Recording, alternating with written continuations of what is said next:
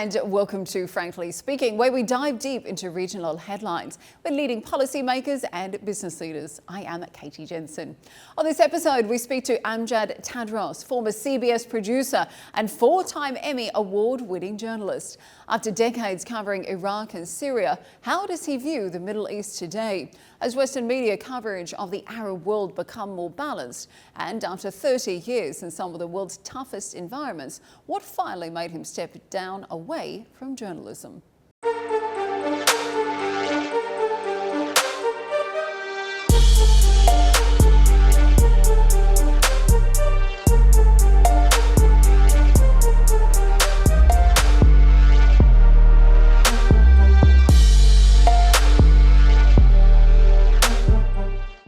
Mr. Tadros, thank you so much for joining us on Frankly Speaking. What a pleasure to have you in the studio. Thank you very much. Now, of course, you have been covering this part of the world for many decades. You covered everything from the Gulf War to 9/11, the Arab Spring, even the coronavirus pandemic. And of course, you've won 4 Emmys for your work along the way. But I was fascinated to see in your memoirs, The Fixer, that actually you accidentally fell into journalism. So frankly speaking, talk me through how exactly that happened. Did you ever regret it? And what on earth would you have done if it hadn't have been journalism? Well, I mean, I studied engineering, actually. I went and studied in the UK, and I came back to Jordan in August 1990 with a mechanical engineering degree. But at that time, Jordan had a financial crisis. So I finished my studies and I did not actually graduate because Imperial College would not give me my certificate before I paid the fees. So what I did at that time, I went and I attended the graduation of a friend of mine, and I borrowed his graduation gown and I took a picture.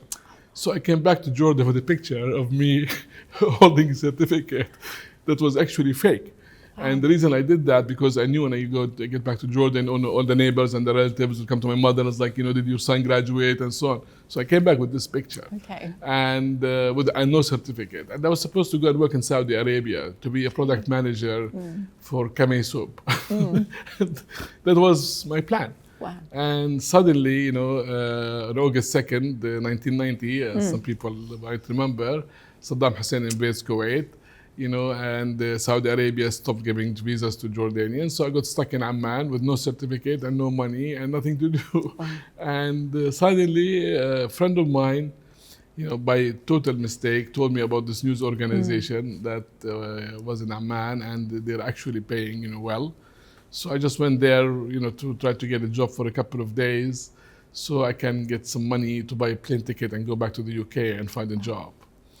So I showed up and they looked at me, and I was much younger, obviously, and I was much thinner. I could run faster.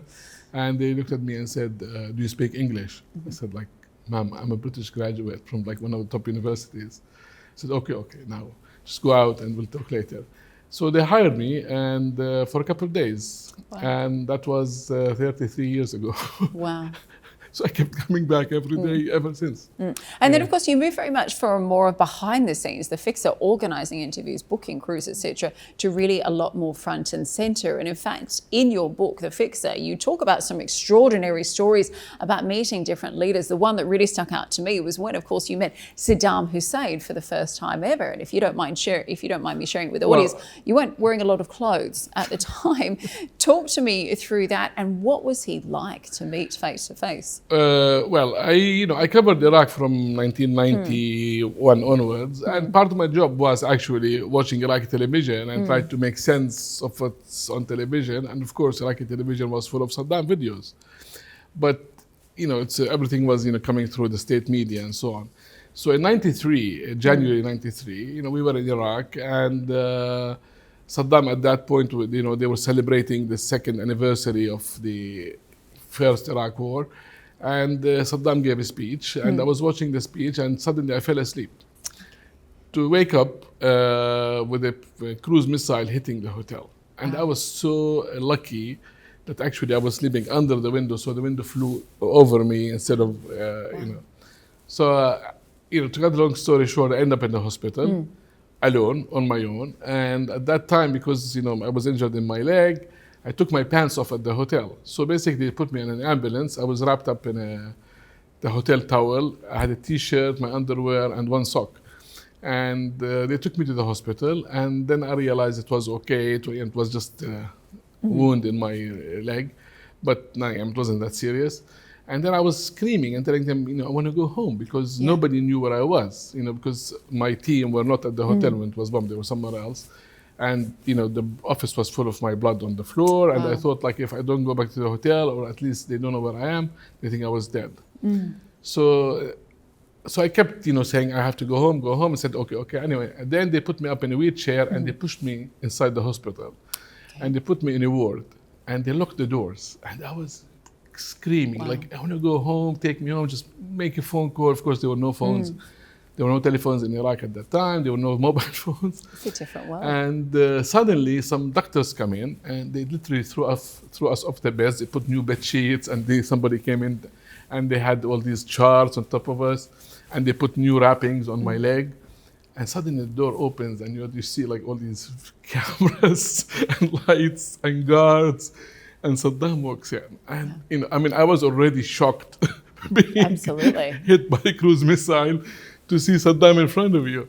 And I was like, I had like a few seconds to figure out what to tell him. And of course, you would expect in Iraq to praise the leader and so on. And, and I basically decided at that point, to use the humanitarian side, to thank him for, visiting me in hospital, which is the right thing to do. And he went first to first bed. There was another, I think, German guy, and then it was me second.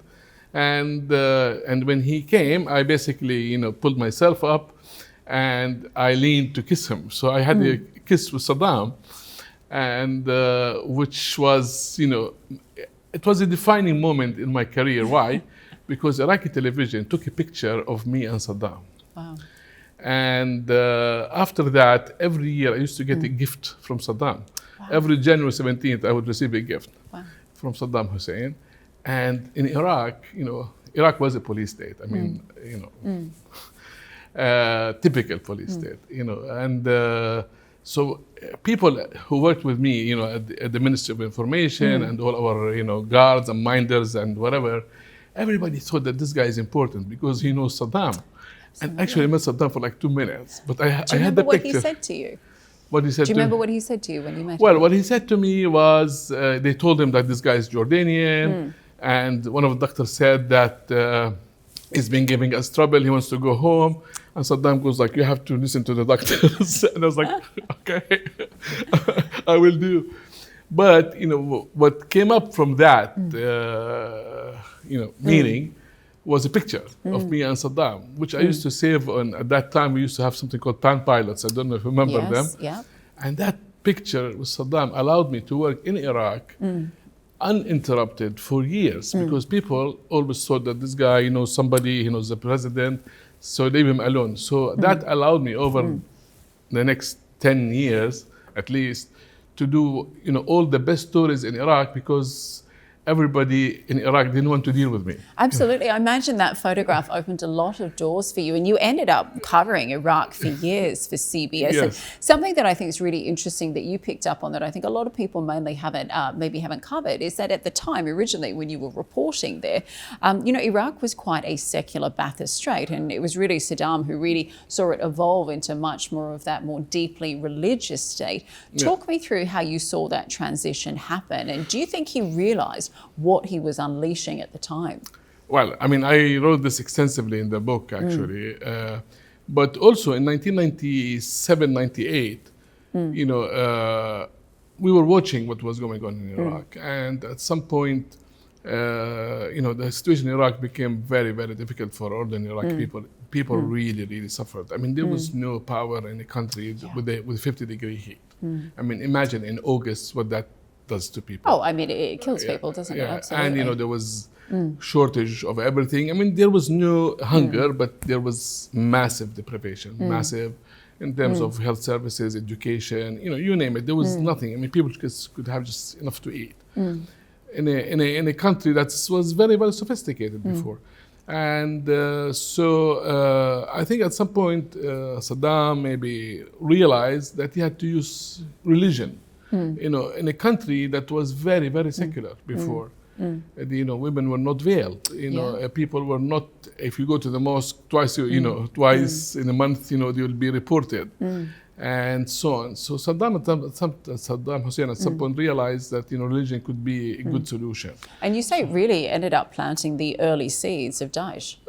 Absolutely. And so at that time, I thought of writing an article. So actually, I wrote an article for The Economist. And the good thing about The Economist, they don't put your name on it. Okay. So it was, I think, published in 1998. And at that time, Saddam decided to put the word Allahu Akbar on the Iraqi flag with his handwriting. And they started building mosques, and they started, doing, more religious teachings on television and so on. And you could see, and also the whole thing, people picked up on it. In one way or another, because religion was a very good way to keep the people, in check, but also the more interesting part, and might get in trouble for saying that, is that in the Western Iraq, in the so-called Sunni Triangle, there was, the government could see that picking up. But at the same time, that was the bedrock of the regime. So they did not fight it aggressively. So they let it fester. And that is, I believe, was I don't think they planned Daesh from there. Yeah. But that was one of the major, really in the long term, that affected the foundation of Al-Qaeda and later Daesh. And it's been interesting because, of course, you really covered Iraq for a long time through dictatorship, invasion, recovery as well. As we sit here today, roughly 2 decades on, do you think we're going to see Iran loosen their grip on what's happening in Baghdad at the moment? Or do you see Tehran really only doubling down given the regional tensions with Israel? It's, that's another interesting question. I wrote 2 chapters. One was called the Sunni Day in Iraq, Sunny Day in Iraq, about how the Sunnis covered Iraq, and then the Shiite Day. I'm trying not to be, stay away from sectarianism, so to speak, but you can't avoid it in Iraq. It was there, okay? And the Shiites of Iraq for decades felt that they were the underdogs, from the times of, from the 60s. And you cannot do that to any population. If you don't people treat what's them happened fairly, in Germany and other countries too. And people would, there'll be a backlash. And there was a backlash in Iraq. Definitely, the Americans made every single possible mistake they could have done in Iraq. They did not realize the effect that would have happened. And the Iranians, are very pragmatist and, somehow so clever. They could see the void that the American created. And they came in, and I could see them from day one after the American invasion. The Iranians moved into Baghdad and many other places, and they were actually giving money away and organizing things. And basically, inadvertently probably, the Americans handed over Iraq to the Iranians, and which was sad, and of course, then they created their own power bases and militias and what have you. And here we have it now. And what's your forecast given what's happening? Obviously, we're seeing the ceasefire hold in Gaza at the moment, but of course, we're seeing still concerns, in terms of Israel, Iraq, Iran at the moment. How do you see that playing out? Well, after all what happened, which is really sad, and of the devastation and, the mass killing of, tens of thousands of Palestinians and, Israelis on the other side, I don't see a quick solution or a solution that can be imposed from outside. But what I can see, hopefully, that at some point, some wise men will come to a realization that, the only solution to what I called in the book the elephant in the room, which is the Palestinian, problem, is something that the late King Hussein used to call it a lasting peace that the future generation would accept. But what about specifically, talking about Iran's role within Baghdad today? I think it is diminishing, and the reason it is diminishing. Rumblings? I could see that is diminishing. Why? Because the Iraqi people, at the end of the day, it's their country. The Iraqi people, at some point, they want for their children the same thing as everybody else. They want good education, health, the traffic that works. They want future. They want, and they get fed up at some point from the politics of sectarianism and violence and so on. And you could see that. Now Iraq, 20 years after the occupation, is actually they came to realize that we are all Iraqis. We have to live with each other. Enough of this stupidity. Okay, well, let me get your thoughts a little bit more widely across the region, because in your book, you talked about some of your work post 9/11. I know you also focused on the Hamburg cell, which actually planned the attack as well. And, I have to say, a couple of decades on, it seems quite striking to me that radicalism in places like Saudi Arabia, Qatar, the UAE, that's widely being completely wiped out. And yet we are still seeing pockets of it across Europe. Why do you think that is? Has it been policy, migration, or something else? Well, my first trip to Saudi Arabia was actually just after 9/11, which was strange because the Saudi government at that point, don't forget that 15 out of 19 hijackers were Saudis, and there were people all over the world pointing fingers at the government of Saudi Arabia that they are part of this and so on, and they were hesitant to get a camera crew in. Like a Western camera crew, and we were allowed in after maybe a few months. After a lot of pressure, they took us in, and at that time we went and we interviewed the late Prince Faisal. There was Saud al-Faisal, who was a foreign minister, and he explained, in a very rational way, their point of view, which was, in a way valid. The Saudi government did not condone this, and in fact, Saudi Arabia was a victim of terrorism as anybody else. And they took us to, I remember they took us to this compound in Riyadh, I think it was called Oasis or something, where Al-Qaeda actually brought in a car and they killed a lot of people. And so Saudi Arabia was, also a victim of terrorism. But of course, people, were very hesitant in talking about it. They tried to ignore it. And then, 9/11 made them realize that, no, you have to confront this. You cannot just put it on the back burner.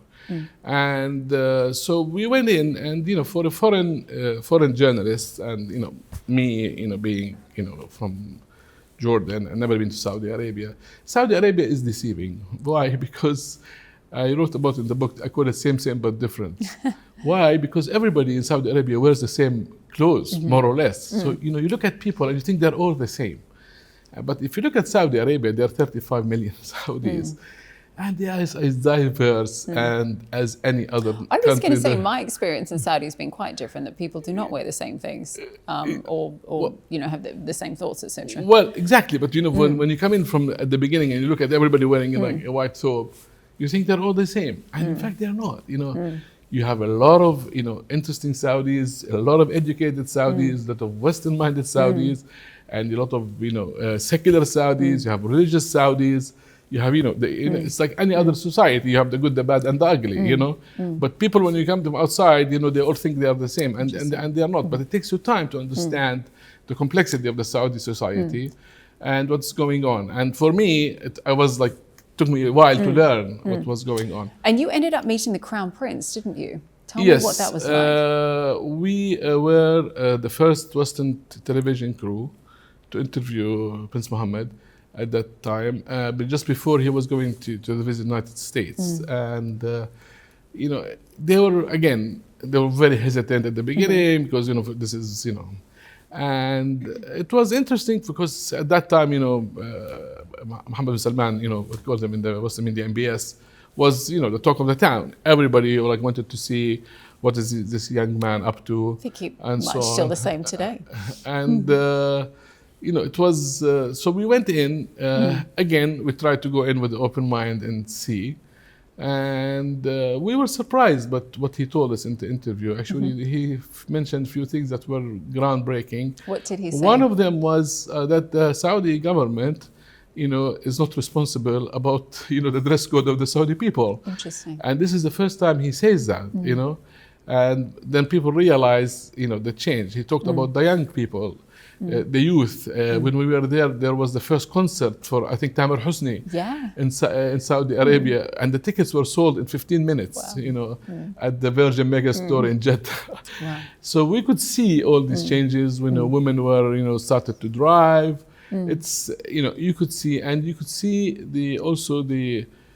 enthusiasm with the youth. Okay, because the older generation are more or less conservative. They still people don't like change. In general, people don't like change. They're afraid of change. But the young people, they could see that there's an opportunity coming. Yeah. And definitely, as then I went to Saudi Arabia a few times after that, you could see the changes. Many of them are positive, like Saudis. Also what they wanted jobs. Yeah. And you could see now an Uber driver in Saudi Arabia who is who's Saudi. You could go to the hotel and the receptionist would be a Saudi woman. Which is like you could see anywhere in the world. Absolutely, and I think you only see a lot of those changes when you actually go there in the cities, whether it's Jeddah or it's Riyadh or some of the more historical areas. But what I think is interesting is that in somewhere like Saudi Arabia, we've seen massive changes and reforms taking place. But if we look elsewhere in the region, we've seen changes underway in Syria, but that's taken place as a result of war. Now, you covered Syria for a long time for CBS. I know you called it the story that has never left you. Tell me, why do you think we've seen, I guess, a relatively controlled change take place in Syria, quite different to what took place in Iraq after 2003 and decades of implosion and infighting? Why do you think Syria has been quite a different story? Well, the problem with Syria is that there were too many players who came into the mix, too many cooks. You have to see one thing in the Arab world is that most of the Arab countries are basically countries of youth, of young people. Yeah. Like in Jordan, 60% of Jordanians are under the age of 15. Yeah, they're kids. The whole country. And those people, they think differently. They all have mobile phones. They can see, they can compare their lives to the lives of others. And sometimes it's deceiving, but at least they have an opportunity to see. And they want change. And change will come. Either it comes, from top-down leadership, getting things changing, or at some point people will explode. In Syria, what happened was when President Bashar came to power, he promised a lot of change. People were waiting and waiting and waiting. And one of the things they did, they introduced cell phones. Yes. Okay, and when they introduce cell phones, people start to communicate.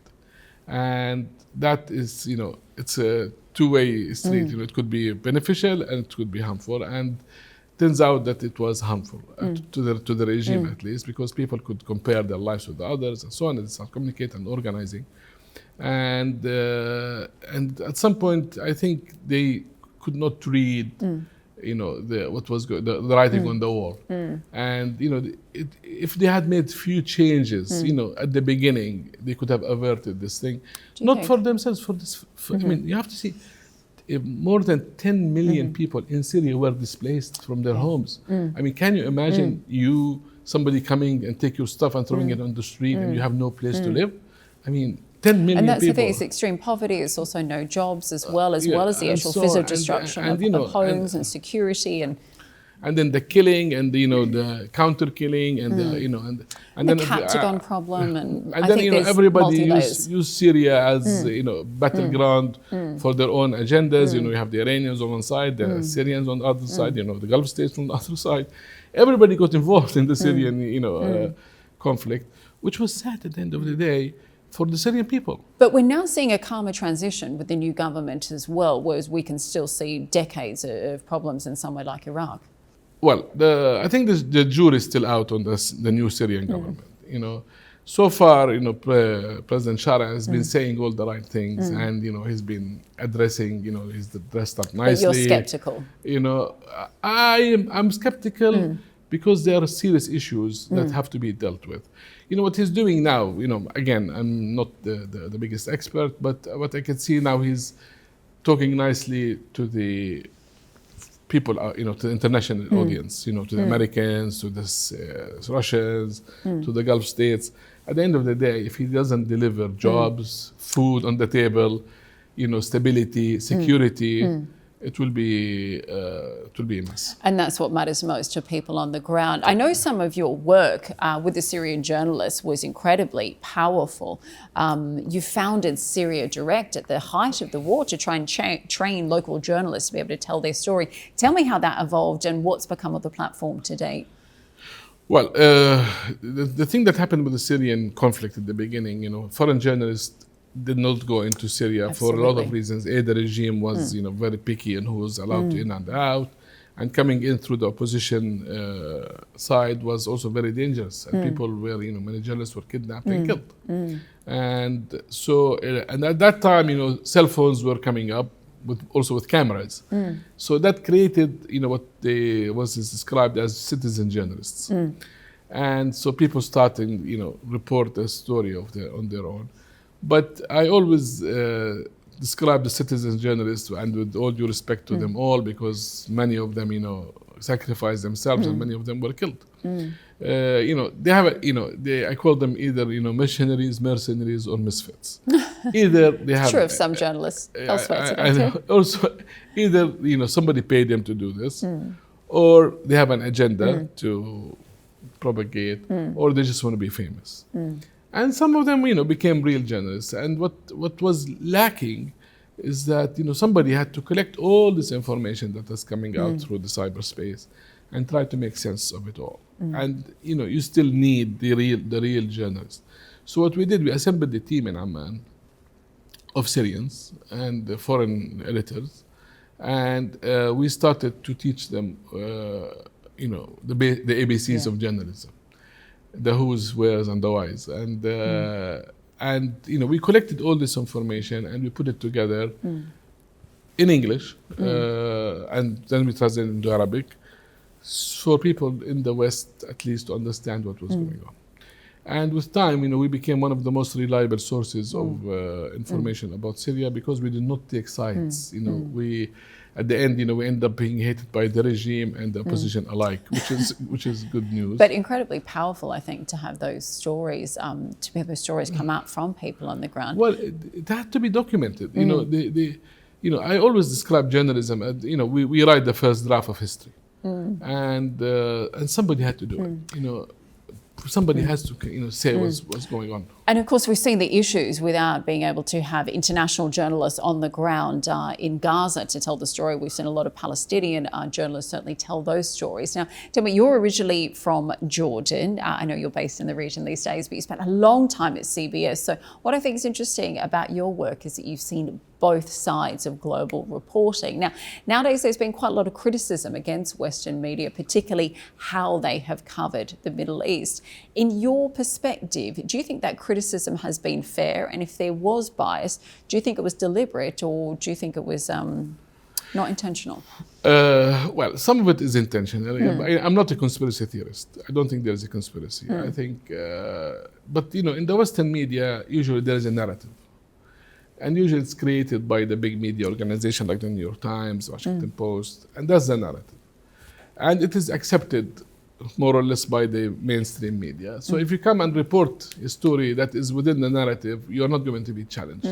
Nobody's going to stop you from doing a story that is not out of the narrative, but then you have to expect a lot of, criticism, and people will come and ask you questions, and you have to, your story has to stand on its own. So, and to be fair, or frankly speaking, is that the Israelis, they are much more savvier and media savvy, that they know exactly how the Western media work and how they could deal with them to get their side of the story. And and the Western media or any news organization, has to report both sides of the stories. So when you have one side that's giving you, a very well prepared story with dates and numbers and names and so on, versus chaos coming out from the other side. Okay, you cannot, don't shoot the messenger. Absolutely. Okay, I'm not saying that they, some of the Western journalists, okay, they come with agendas and so on, but with time, people will see the truth, and especially now with the social media. Absolutely. I mean, we've seen people like Craig McIver come out and say that Western media, biased reporting of Israeli media has been hugely negative towards how the crisis has been covered. Tell me, from your own work at CBS, did you ever feel that any of your work was censored, particularly when it came to reporting on Israeli news? I mean, me being an Arab, I always avoided reporting on the Palestinian issue. In fact, in my career for 33 years, I only did 2 stories there. And because I did, me being an Arab, if you report anything, you'll be accused of being biased. So I tried to avoid, getting there, and that allowed me to, to keep my integrity intact, so to speak. Of course, there is bias. Okay, but did you ever feel your own work was censored at CBS? No. I mean, we were allowed to do whatever we want. But again, if you do a story that is not in the narrative or within the narrative, you have to push for it. If you do a story that within the narrative, it will be easy. It can be just go on air, no questions asked. But you can do stories against the narrative, but you have to work harder. Okay, fair point. Well, let's talk a little bit about your work today. Your book, The Fixer, which you've kindly brought into studio today. I have to say, that could easily be a television drama or a feature film as well. Have you been approached at all about turning it into a movie, and what would your answer be? Well, I would love to make it into a movie at some point, or at least some parts of it. Because one of the interesting stories in the book was about a guy called Curveball. And Curveball was an Iraqi informant who was in Germany, and he told the German intelligence that Saddam Hussein has weapons of mass destruction. And it was on whose testimony, at that time, Colin Powell went to the UN and said, we have an Iraqi eyewitness who was there, blah, blah, blah. And his testimony was used as the base for war, okay? And he lied. I was going to say, we now know that that's not the case. After the fact that he lied. And his story is very well documented. But what is not documented is how we found him. Okay, tell me. It took me 4 years, traveling to 7-8 countries to find this guy. Wow. And, How did you do it eventually? Well, we started looking, we found people that they knew him, and he had, his boss used to live in Oman, so we went to talk to the boss, and the boss sent us to somebody else. And then we found a guy in Jordan, an Iraqi scientist who worked with him, who kind of remembered him. And then he remembered that this guy Rafid, his name is Rafid, came to his wedding in 1993. Wow. So I like, oh, okay, you must have the wedding videos. He said, that was in 2006. And he said, yeah, there is a video somewhere in Baghdad at my mother-in-law's house. So we had to send somebody to Iraq in the middle of the war to find a video cassette, VHS video cassette. VHS, yes. With the wedding. And then we brought it to Amman, and here, this guy, this is the first time we see a picture of him dancing in a wedding. Wow. So we did a story about him. We went looking around. We went to Morocco, we went to Germany, we went all over looking for him, and nobody knows where this guy is. So we did a story about him without talking to him. Okay, but we used the videos from the wedding to show who this guy is. And, we did the story again. And then a couple of years later, by sheer accident, some Iraqi kid walks into my office in Amman, and he tells me that he knows this guy in Germany, who's important, blah, blah, blah. And I said, you must be talking about Rafid. And he said, how do you know him? I said, well, I've been looking for him for years. Wow. Anyway, they put me in touch with him, and then I went to Germany and to talk to him. And that was maybe in 2006, 7. And the only picture I know of him was from 1993 at the wedding. And he came in, and he looks much older, much heavier, but the eyes don't change. And he had these big giant eyes. And he looked at me and he said, I want to ask you a question. I said, I think I'm the journalist. I'm not asking the question. He said, no, I want to ask you a question. I said, okay, go ahead. And he looks at me and he said, do you think that I am important? I said, well, you kind of are. You caused the war. But I'll tell you one thing. My friends in Amman told me to spit in your face. And then he was very defensive. He said, no, I told the story because I'm a nationalist. He gave me this bullshit story. And anyway, at the end, I convinced him, and I took him to London, and we put him in the chair there, and we interviewed him this time for real. And our correspondent Bob Simon confronted him, and he said that you're a liar, blah blah blah blah. And the guy was so upset, he just threw off the microphone and walked off the set. Wow. So that story, I called it a catching curveball. How we found him, I thought was a very interesting story. I actually tried to write it into a screenplay, but then people said that they wanted to be a miniseries. Yes, I would like to turn it into a miniseries. Watch this space. Final question, because we're out of time. Tell me, you've given up journalism. These days, you're an entrepreneur. You're selling dates in the region. How did that happen? Well, at some point, I retired after 33 years. Yeah. And that was like 2-3 years ago now. And, we had a date farm in the Jordan Valley. We produced medjool dates. It was planted by my late father. And I ended up, becoming a farmer, which is a much more interesting and more laid-back job, because farming is actually it's very fulfilling. And when you go and tell people now, and especially now with the journalists being accused of feeding fake news and so on, if you tell somebody like I'm a journalist or I'm a lawyer or I'm an accountant, they're always suspicious. If you tell them I'm a farmer, they actually respect you. So now I call myself a farmer, and farming, it takes time for the trees to grow. You don't have to go. There's nothing urgent. You don't have to keep your cell phone on at night. Fewer death threats as well, I imagine, after some of the controversial stories coming up. Do I get death threats? Oh, I said fewer probably in farming. Fewer in farming, yes, exactly. Of course. Farming is it's actually a very fulfilling thing to do at my age now. Fantastic. Well, look, thank you so much. I feel like there's a sequel to that book already coming out. Thank you so much for your time today. Really lovely to be able to chat. Thank you for joining us. All right. Thank you very much. Thank you for having me.